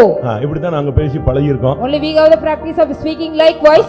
இங்க பாருங்க அன்பா பேசுறதுக்கு ஆளே இல்ல. Yes, see the none was ready to speak kindly unto him. இந்த ராஜா அவனிடத்துல அன்பா பேசினான். This king speak unto him kindly. அவனுக்கு ஆச்சரியமா இருந்துச்சு என்னைய நேசிக்க ஒரு ஆள் இருக்கா. He was just astonished, is there anybody that பிரியமானவர்களே உங்களை நேசிக்க ஒருவர் இருக்கிறார் அவர்தான் இயேசு. Beloved, there is a person to love you, he is Jesus Christ. Nebuchadnezzar செத்து போனான். உன்னை விரோதித்ததான சத்துருவை கொன்று போட்டு உன்னை நேசிக்கிறதான ஒரு நபரை அவர் எழுப்பி கொண்டு வருகிறார். Nebuchadnezzar, one who hated you, the enemy the Lord killed and just brought another man to love you. அவன் பழைய பாம்பு அவனை அழிச்சிட்டாரு. இப்போ உன்னோட அன்பாய் பேசுகிற ஒரு நேசர் இருக்கிறார். So he is the old serpent the Lord God destroyed. There is also a beloved to talk to you kindly. நீங்க கொஞ்சம் அன்பா பேசி பாருங்க வாழ்க்கையில எல்லாரும் சீர்பட்டுவாங்க. If you speak little kindly everybody will be right in their life. ஒரு சிலர் அன்பை வந்து தவறா பயன்படுத்திக் கொள்வாங்க. Some people are making use the love wrongly. நீங்க எப்படி இருக்கீங்க? How are you? பாருங்க அவனை யாருமே பேசல. அன்னைக்கு ஃபர்ஸ்ட் அவன்ட அன்பாய் அந்த ஏவில் மரதா கூப்பிட்டு உட்கார்ந்து பேசினான். This none of them that did speak unto him kindly. This evil Maradak just talked unto him kindly on the day. அவருடைய ஆசனங்களுக்கு மேலாக அவனுடைய ஆசனத்தை உயர்த்தி அதுல போய் உட்காருன்னு சொன்னான். So after we just brought him out from the prison, he did speak unto him kindly as well as he made him to sit with the thrones above the thrones of the Babylonian king. நீங்கள் யோசித்து பாருங்க. Just you think it over. உங்களுடைய வாழ்க்கை எப்படி அமைய போகிறது? How is your life is going to be set? யோசேப்பை அவனை சிங்காசனத்துல கொண்டு வந்து கர்த்தர் உட்கார வைத்தார். The Lord God made Joseph to sit in the throne. தானியேலை கர்த்தர் சிங்காசனத்துல கொண்டு வந்து உட்கார வைத்தார். The Lord God made Daniel to sit in the throne. அவர் எளியவனை புழுதியிலிருந்து எடுக்கிறவர். The Lord God takes the poor man from the dust. சிறியவனை குப்பையிலிருந்து எடுக்கிறவர். He is taking the needy from the dunghill. அவனை பிரபுக்களோடு உட்கார வைக்கிறவர். He is making him to sit with the noble people. மகிமையான சிங்காசனத்தில் கொண்டு போய் அமர வைக்கிறவர். He is also making him to sit with the glorious throne of him. அவனுடைய ஆசனத்தை எல்லாருடைய ஆசனத்தை காட்டிலும் உயர்த்தி வைத்தான். The Lord God lifted the throne of him above all the thrones of others. அங்க இருந்த பாபிலோன் மாகாண ராஜாக்கள் எல்லாம் ஆச்சரியப்பட்டாங்க. என்னடா இவன் ஜெயிலில் இருந்து இவனை தூக்கி கொண்டு வந்து எம்மோடு கூட உட்கார வச்சிட்டானேன்னு சொல்லி. So all the other kings from the kingdom of the Babylon they were astonished because he has lifted the throne with the others. இது மேஜிக் அல்ல. இது பிரசங்கத்துக்காக சொல்லப்படுற ஒரு எழுச்சியின் வார்த்தையும் அல்ல. This is not magic. This is not the emotional word for the sake of இந்த வார்த்தையை நீ விசுவாசித்தால் இந்த பாதையிலே நீ போய் கொண்டிருந்தால் இந்த வாக்குத்தத்தம் இந்த வாழ்வின் அனுபவம் இந்த வசனம் உன்னுடைய வாழ்க்கையிலே பலிக்கும். If you believe the word of God, if you are also passing through the same path of the word of God, the promise will also just carried out in your life. அவனுடைய சிறையிருப்பின் வஸ்திரத்தை மாற்றினான். He changed the government of the prison government. 38 வருஷமா ஒரே யூனிஃபார்ம்ல கிடந்த ஒரு ஆள் அவன். He was a man for 38 long years. He was wearing the prison garment. அவன் ராஜான்னு சொல்ல முடியுமா? Can we call him as a king? நான் ஒரு ராஜகுமாரன் சொல்ல முடியுமா? Can we call him as a prince of? எனக்கு ஒரு தேசம் இருந்ததுன்னு சொல்ல முடியுமா? Could he say I got a kingdom? அவனுக்கு ஒரு Dress போட்டிருந்தாங்க. He was given a dress. அது அந்த ஆயுள் தண்டனை கைதிகளுக்கு எல்லாம் ஒரு Dress எல்லா ஜெயில்லயும் இருக்கு, பாத்திருக்கீங்களா? Even in all the prisons they will be given a separate dress for the life sentence prisoners. சாதாரண கைதிகளுக்கு வீட்ல இருந்து Dress கொடுக்கலாம். Ordinary prisoner they will be given the dress from the house. தண்டனை கைதிகளுக்கு அவங்க தான் Dress கொடுக்கறாங்க. Only for the people those the prisoners under the judgment they will be giving. நான் சென்னை சென்ட்ரல் ஜெயில்ல போயிருக்கும்போது When I had been to the Chennai Central Jail, அங்க நீங்க போனீங்கன்னா இந்த ஆயுள் கைதிகளுக்கு எல்லாம் ஒரு Dress போட்டுருந்தாங்க. so for all the lifetime prisoners they will be given the separate dress. அவங்க Dress அந்த Dressல நம்பர்லாம் இருக்கும். And they will be having a separate government as well as number on that. அவங்கள பார்த்தா கண்டுபிடிச்சிடலாம் இவங்க எல்லாமே ஆயுள் கைதிகள். Seeing that easily we can identify them, they are the life sentence people. நான் சாட்சி சொன்னேன். I gave the testimony. எனக்கு முன்னால ஒரு ஆயுள் கைதி சாட்சி சொன்னான். So in front of me or before me another prisoner gave the testimony. ஒரு கொலை கேஸ்ல சண்டனை பெற்று உள்ள வந்து அவர் உள்ள ரட்சிக்கப்பட்டு ஞானஸ்நானம் பெற்று பரிசுத்தாய் பெற்று உள்ள சாட்சியா என்ன செய்றான்? கைதி இன்னைக்கும் கைதி தான், அன்னைக்கு வெளிய வந்துட்டானே தெரியல. அன்னைக்கு அவன் கைதி உள்ள இருந்து சாட்சி சொல்றான், கர்த்தர் என்னை ரட்சித்தார். After he attended the murder case, he went inside the prison. Being inside the prison, he was say and he just gave the testimony there. எப்படி இருக்கும்னு யோசிச்சு பாருங்க. How it would be. அவன் ஒரு ஹாஃப் டிராயர் போட்டு ஒரு shirt அவனுக்கு கொடுத்திருக்காங்க. அவங்க எல்லாம் பாத்தீங்கன்னா இப்படி ஒரு 100-150 பேர் இருப்பான். அவங்க எல்லாம் சூப்பர்வைசர் மாதிரி சுத்திட்டு இருப்பாங்க அங்க. They will be just roaming like they will be having hundreds of people likewise wearing the white dress or something, and they will be roaming like supervisor. அவங்க தான் சாப்பாடு எல்லாம் பரிமாறுவாங்க. They used to supply the meals. அவங்க தான் அங்க எடுபடி வேலை ஃபுல்லா செய்யறது யாரு? மேனேஜர் மாதிரி சுத்திட்டு இருப்பான். எல்லாம் யாரு? ரொம்ப டீசெண்டா இருந்த மாதிரி இருக்கும் டிராயர் போட்டா. ஆனா அவனை பெரிய பெரிய ஜெயில் அதிகாரிகள் எல்லாம் கூப்பிட்டு அதை செய் இதை செய்ன்னு சொல்லுவாங்க.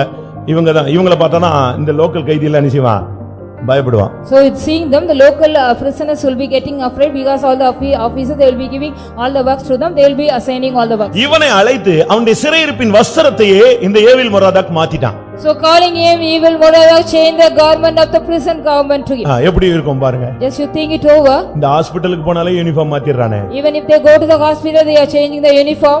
ஹாஸ்பிடலுக்கு போய் ஆபரேஷன் அப்படி இப்படின்னாங்கன்னா உடனே போதும், ஒரு ஆணா இருந்தாலும் பெண்ணா இருந்தாலும் ஒரு நைட்டி மாதிரி ஒண்ணு மாட்டி விட்டுறான்.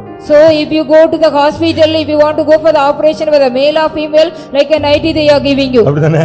So எல்லாம் மாட்டிட்டாங்க, ஒரே மாதிரி கிடக்க வேண்டியதா எல்லாருமே. they all we have to lie down like same. நல்ல ஜெபம் பண்ணு சோமாயிரும், நீ அங்கெல்லாம் போகாதன்னு சொல்லி தர்றோம். So even though you pray well, you no need to go there means தெய்வீக சுகத்துல நின்னு கர்த்தர் உன்னை சுகமாக்குவார்னு சொல்றோம். if we say so that if we stand on the divine healing, the Lord will heal you. யோசிச்சு பாருங்க. Just think it over. இவனுடைய சிறையிருப்பின் வஸ்திரத்தை அவன் மாற்றினான். The Lord God changed the garment of the prison of him. அவனுடைய வஸ்திரங்களை மாற்றினால்தான் அவனுடைய வாழ்க்கை மாறினதுக்கு அடையாளம். Only then if his garments being changed, his status also changed. அவனுடைய லைஃப் மாறிடுச்சுன்னு அர்த்தம். His life is changed. யோசேப்பினுடைய வஸ்திரம் மாற்றப்பட்டது. The garment of Joseph was changed. ஆதியாகமம் 41:14 பார்க்கும் பொழுது When we read Genesis 41:14, யோசேப்பை உடனே அழைத்து கொண்டு வந்து அவனுடைய வஸ்திரங்களை மாற்றினார்கள். immediately Joseph was being called and changed the garment of him. பிரதான ஆசாரியனாகிய யோசுவா அழுக்கு வஸ்திரம் தரித்தவனாக கர்த்தருக்கு முன்பாக நின்றான். The high priest Joshua, he was standing and wearing the filthy dress in front of God. சாத்தான் அவனை தீங்கு செய்ய அவனுக்கு வலது பக்கத்திலே நின்றான். The Satan was standing in the right side of him to do evil. சிறையிருப்பின் வஸ்திரம் இருந்தால் சாத்தான் உன் பக்கத்துல நின்று கொண்டே இருப்பான். If you are having the dress of the captivity, the Satan will be standing beside you. தோல்வியிலிருந்து வெளியே வந்தாலும் தோல்வியின் சுவடு உனக்கு இருக்கக்கூடாது. Even though if you come out from the failure, you should not have the heat of the failure. சிறைச்சாலையிலிருந்து நீ வெளியே வந்தாலும் சிறைச்சாலை வஸ்திரம் உன் மேல இருக்கக்கூடாது. Even though if you come out from the prison, you should not have the garment of the prison in you. அடுத்து ஆறாவது அவனுக்கு என்ன செய்தான் தெரியுமா? 6:3 what he did unto him, you know. என்னுடைய சமூகத்திலே நீ நித்தமும் போஜனம் பண்ணலாம்னு சொன்னான். Every day you can have your meals in my presence. நீங்க போய் பாருங்க, ஜெயில்ல ஒரு நாள் உட்கார்ந்து சாப்பிட்டு பாருங்க. Just you go to the jail and eat one day. உங்களுக்கு சாப்பாடு எப்படி கொடுக்கறான்னு பாருங்க. So how they are supplying the meals to you, see. அத கரெக்ட்டா இத்தனை கிராம்னு நினைச்சுவான் அளந்து கொடுப்பான். They will be measuring this much gram, they will be giving. ஒரு சிலருக்கு கொஞ்சம் வசதி உள்ளவங்க வெளிய இருந்து சாப்பாடு வரும். For some well of people, they will be getting meals from outside. நான் ஜெயில்ல சொன்னனே சாட்சி சொல்ல போயிருந்தபோது, So when we got me to the central jail to give the testimony, முடிஞ்ச உடனே நம்முடைய சபை சார்புல பிரியாணி வழங்கப்படும்னு சொன்னாங்க. at the end of that, on behalf of our church, we are going to supply you the biryani. அந்த ஜெயில்ல இருந்தவெல்லாம் ஆளுக்கு ஒரு அலுமினிய பிளேட்டை தூக்கிட்டு ஒருத்தனை தள்ளிட்டு வந்து விழுந்து வரிசையில எழுந்திட்டான். பிளேட்டை பிடிச்சு நிக்கிறான். All the prisoners, those who were in the jail, they were also pushing each other, having the aluminum plate, they were standing in the queue. ஸ்டேஜை ஒட்டி ஒரு பெரிய கயிறு கட்டினாங்க. There was also a big rope tied near the stage. இப்பொழுது உங்களுக்கு பிரியாணி வழங்கப்படும். Now the biryani பாருங்க, அந்த ஒரு நேர சாப்பாட்டுக்கு அவன் அந்த அலுமினிய பிளேட்டை தூக்கிட்டு ஓடி வரான் பாருங்க, திட்டு திட்டு திட்டு திட்டுன்னு ஓடி வரான். அவன் பிளேட்டை போய் ரூம்ல இருந்து தூக்கிட்டு ஓடி வரான். So for one time meal, they were also just carrying the plate, their plate from their room and coming here. யோசிச்சு பாருங்க. Just think it over. நான் ஸ்டேஜ்ல நின்னு அழுதுட்டேன். ஐயோ கர்த்தாவே, யார் பெத்த பிள்ளையோ ஒரு நேர சாப்பாட்டுக்கு என்ன செய்றான், இப்படி அலமோதுறானே உள்ள கடந்து. Being on the stage, I just cried over by seeing those conditions. நம்ம யோசிச்சு பாருங்க. Just you think it over. வீட்ல சாப்பாடு அப்படி கொட்டுறோம், Yes, we are throwing the meals out. வெளிய தூக்கி எறியறோம். We are wasting that out. வேண்டாம் எனக்குன்னு ஸ்ட்ரைக் பண்றோம். We are striking that no need any meals. வீட்ல ஸ்ட்ரைக் பண்ணிட்டு வெளிய போய் சாப்பிட்டு வந்துறான். So we are striking at home and going out and eating. என்னெல்லாமோ பண்றான், தில்லு முள்ளு வேலைங்க. They are all doing all the mischief. இன்னைக்கு சாப்பாடு எவ்வளவு அலட்சியம் பண்றோம் தெரியுமா? How much you are despising the meals, you know. உங்க வீடுகள்ல நீங்க வேஸ்ட் பண்ற சாப்பாடை ஒரு ஏழைக்கு கொடுத்தா அவன் ஒரு 4 நாள் நல்லா உட்கார்ந்து சூடு பண்ணி சாப்பிடுவான். Whatever the meals you are wasting in your house, if you give to the poor people meal, they will be. நம்ம ஆளு இது கெட்டு பூசணம் பத்தி நான் குப்பையில போடுவேனே தவிர ஒரு ஏழைக்கு கூட நினைச்ச மாட்டேன், கொடுக்கவே மாட்டேன். But our people are saying, I will not give in to any poor, even though it wastes, and I will put it in the dust. Even மினிஸ்ட்ரியிலும் சேம் கான்செப்ட் தான். Even in the ministry, it is the same concept is applied. அவங்க வந்து waste தான் பண்ணுவாங்களே தவிர யாரும் கொடுக்க மாட்டாங்க. They will be only wasting, they will not give to any. தன்னுடைய சமூகத்துல உட்கார்ந்து போஜனம் பண்ண அவனுக்கு அருள் செய்தான். He also granted him to sit with him to eat in front of him. மேவிபோசேத் ஒரு நொண்டியான ஒரு மனிதன். Mephibosheth was a lame man. அவனுக்கு தாவீது தன்னுடைய சமூகத்துல உட்கார்ந்து சாப்பிட அவனுக்கு அருள் செய்தான். David granted unto him to sit with him to eat. யோபு சொல்லுகிறான், Job says, தாய் தகப்பன் இல்லாதவன் என் பந்தியில சாப்பிடாம நான் ஒரு நேரம் கூட சோறு சாப்பிட்டது I கிடையாது. have never eat simply meals without and even the orphans I ate. யாராவது ஒரு யோபு இங்க இருக்கானா அந்த சிவகாசி சர்ச்சில்? Is there any at least one Job in Sivagasi church? Mrs Job இருப்பாங்க. Mr. Job will be. ஆனா ஜோபு இருக்கானா? Mr. Job is here. ஒரு யோபு இருக்கானா? தாய் தகப்பன் இல்லாதவன் என் பந்தியிலே புசியாமல் நான் ஒருவனாய் என்றைக்காவது நான் ஆகாரத்தை புசித்ததுண்டா? வாசிங்க அந்த வசனம். யோபுல அவங்க சொல்றான் பாருங்க, அநாத பிள்ளைங்க என் கூட சாப்பிடாம நான் ஒரு நாள் கூட சாப்பிட்டது கிடையாது. 30 இருக்குல்ல, அப்ப இதை நிறைவேற்றி காட்டுங்க எல்லாரும்.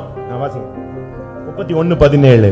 தாய் தகப்பன் இல்லாத பிள்ளை என் ஆகாரத்தில் சாப்பிடாமல் நான் ஒருவனாய் சாப்பிட்டதுண்டோ? என்னைக்காவது நான் அப்படி சாப்பிட்டு இருக்கேனான்னு கேக்குறான். He's asking either any day could I have eat without the fatherless. பக்கத்து வீட்டுல அக்கா வீட்டு இருந்தா கூட கதவு பூட்டிட்டு வந்து disturb பண்ணிடுவாமா. Even the neighbors house, the elders house mean they'll be just closing there, she'll be disturbing. நான் இதே பாதையில போனவன். I have also gone through the same path. Once upon a time நானும் இப்படி போயிருக்கேன். Once upon a time I have also gone through the same path. இப்படி எல்லாம் ஒதுக்கப்பட்டவனா இருந்தேன். I was also a man rejected. யோசிச்சு பாருங்க. Just to think it over. அப்படிப்பட்ட ஒரு ஆளாக இருந்த அனாதை போல கிடந்த மனுஷனை இவன் தன்னுடைய போஜனத்துல வந்து உட்கார்ந்து சாப்பிடுன்னு சொன்னான். Such kind of man, he was also did not have anything, he was like an orphan, he made him to sit with him on his table. காணியாட்சிக்கு புறம்பான நம்மை ராபோஜனத்துல கொண்டு வந்து பங்கெடுக்க வைக்கிறார். The Lord God, may we were also strangers of the commonwealth, made him to eat with the நித்திய communion. ஜீவனுக்கு பங்காளியா நம்மை மாற்ற வைக்கிறார். He is making us a partakers of the everlasting life. நம்மில் எத்தனை பேர் அந்த கர்த்தருடைய பந்தியை சரியான விதத்துல பயன்படுத்துறோம்? How many of us are using correctly the communion? அந்த கால் இல்லாத மேவிபோசேத் அந்த தாவீதோடு போஜனம் பண்ணினான். The lame Mephibosheth he ate with David.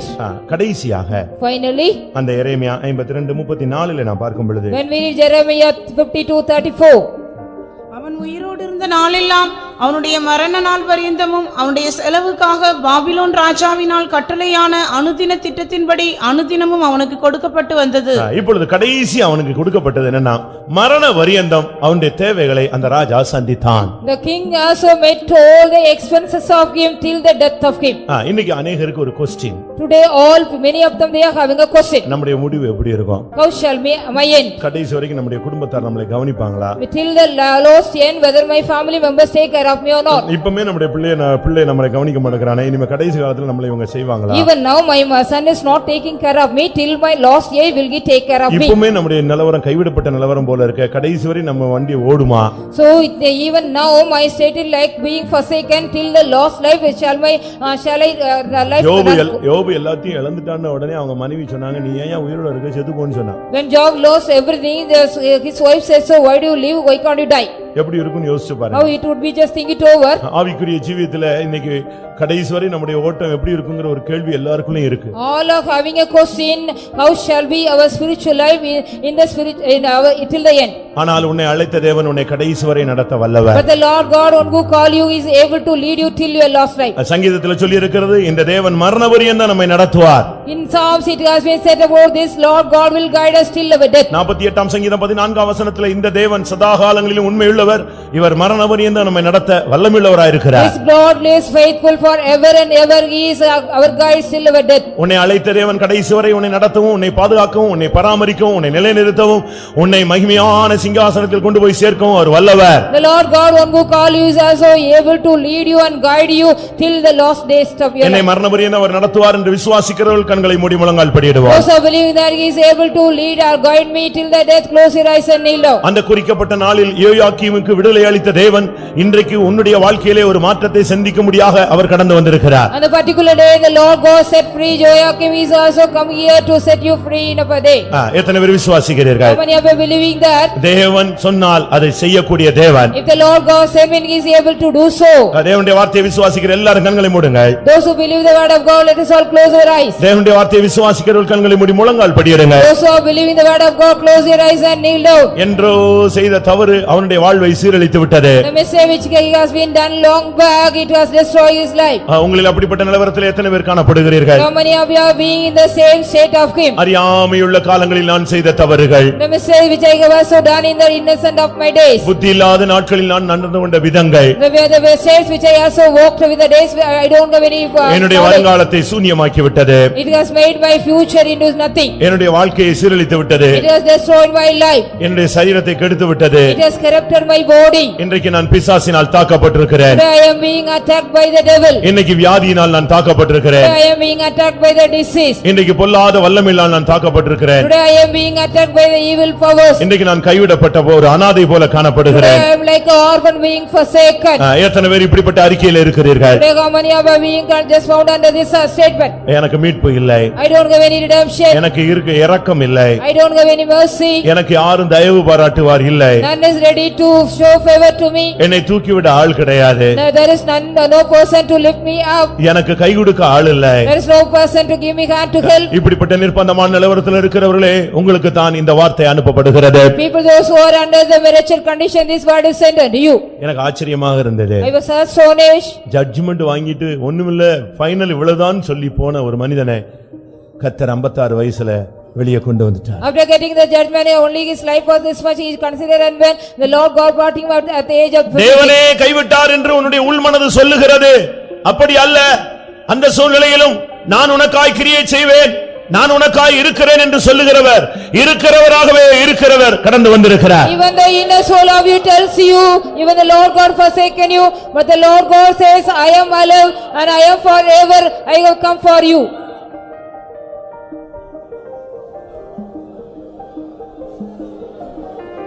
மரித்தேன், சதா காலங்களில் நான் உனக்காக ஜீவிக்கிறேன். நான் உன்னை மரண பரியந்தம் உன்னை நடத்துவேன்.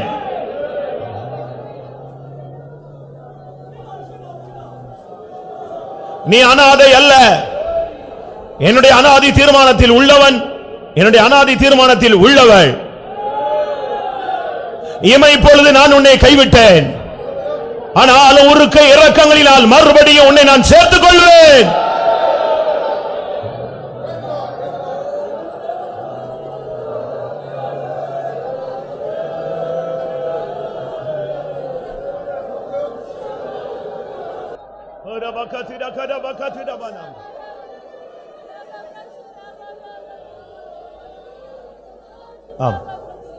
என்றைக்கோ நான் செய்த தவறுக்கு எனக்கு இவ்வளவு பெரிய கொடிய தண்டனையா? என் வாழ்வில மீட்பே கிடையாதா? இதுதான் முடிவா என்ற கேள்வி உனக்கு பல நாள் எழும்பிக் கொண்டிருந்தது. அருமையான தேவனுடைய பிள்ளையே, ஒருவேளை நீ நியாய தீர்ப்பின் உச்சகட்டத்தில் நீ நின்று கொண்டிருந்தாய். எனக்கே இந்த பிரசங்கம் பண்ணும்போது ஆச்சரியமா இருக்கிறது. நான் அவனை கல்லற்றி தூக்கி எறிந்து விடுவேன், அவன் புத்திர சந்தானமற்றவன், அவனை நான் அனாதையாக்குவேன் எல்லாம் சொல்லிட்டு கடைசி நேரத்தில் நான் இரக்கமுள்ள தேவன்கிறத நிரூபிக்கிறதுக்கு அவனை வெளியே கொண்டு வந்து விட்டார். ஆமென். இன்றைக்கும் அதே இரக்கமுள்ள தேவனுடைய வார்த்தை உன்னை நோக்கி வருகிறது. ஓ, உன் பிள்ளையை நோக்கி தேவனுடைய இரக்கத்தின் கரம் நீட்டப்படுகிறது.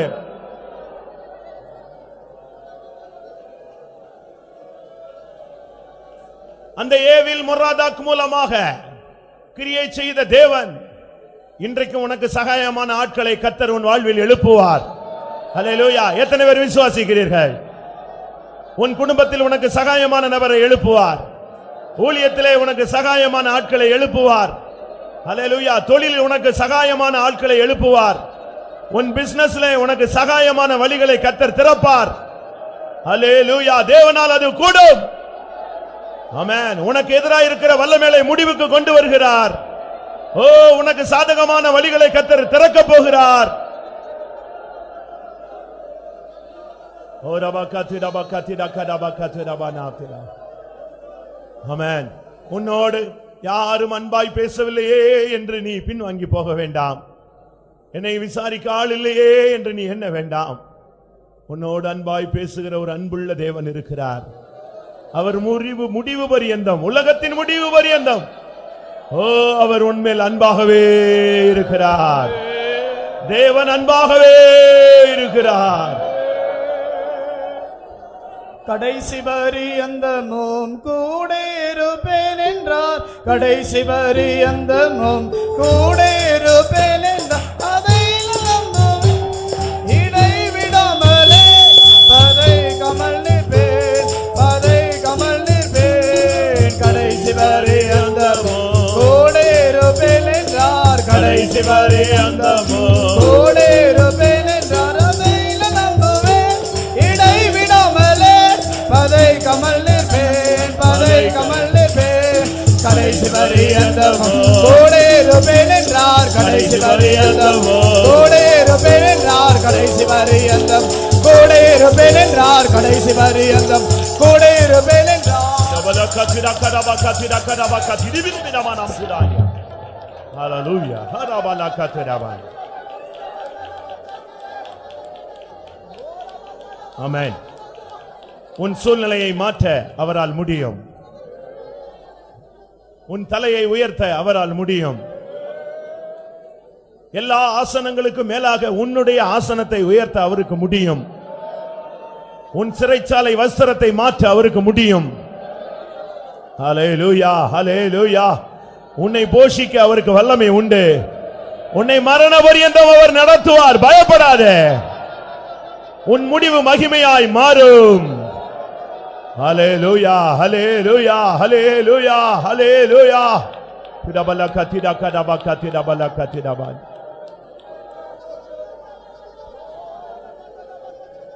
கடைசி பரியந்தமோ கூட இருப்பேன் என்றார். கடைசி பரியந்தமோ கூட இருப்பேன் என்றார். அதை நம்புவேன், இடைவிடாமலே பதை கமல் நிற்பேன், பதை கமல் நிற்பேன். கடைசி பரியந்தமோ கூட இருப்பேன் என்றார். கடைசி பரியந்தம் கூட இருப்பேன் என்றார். கடைசி பரியந்தம் கூட இருப்பேன் என்றார். கடைசி பரியந்தம் கூட இருப்பேன் என்றார். கடைசி பரியந்தம் கூட இருப்பேன் என்றார். ஹல்லேலூயா.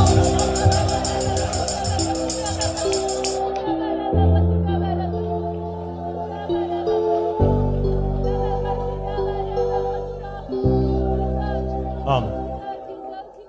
அவனுடைய தாய் ஏதோ ஒரு சிறைச்சாலையில் அடைக்கப்பட்டு அவள் வாழ்க்கை முடிந்து போய்விட்டது.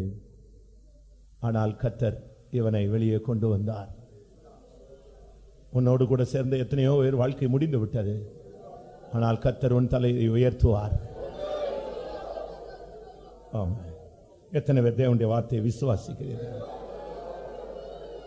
நீ அவரை நம்பினால் கெட்டு போக மாட்டாய். அவரை நம்பினவர்கள் வெட்கப்பட்டு போனதில்லை.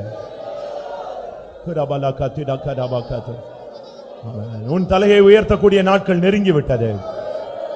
உன் ஆசனத்தை உயர்த்தக்கூடிய நாட்கள் வந்து விட்டது. கர்த்தர் உன்னை கடைசி வரை நடத்துவார். உன் தாய் தகப்பன் கைவிட்டாலும், உன் புருஷன் மனைவி, உன் பிள்ளைகள், உன் பெற்றோர்கள் கைவிட்டாலும், ஓ, உன்னை கடைசி பரியந்தம் நடத்தக்கூடிய தேவன் ஒருவர் உண்டு. இந்த தேவன் சதா காலங்களிலும் கடைசி பரிய மரண பரியந்தம் உன்னை நடத்துவார்.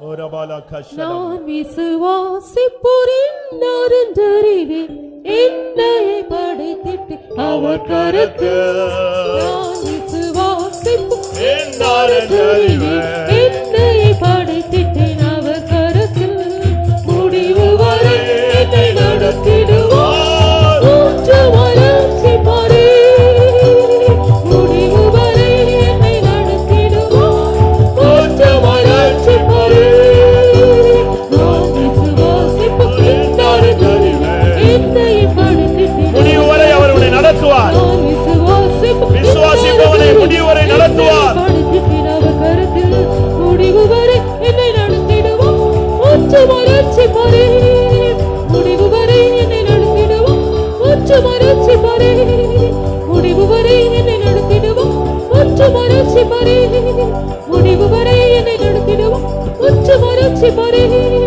முடிவு வரை என்னை நடத்திடுவோம் ஊற்று வளர்ச்சி பாரே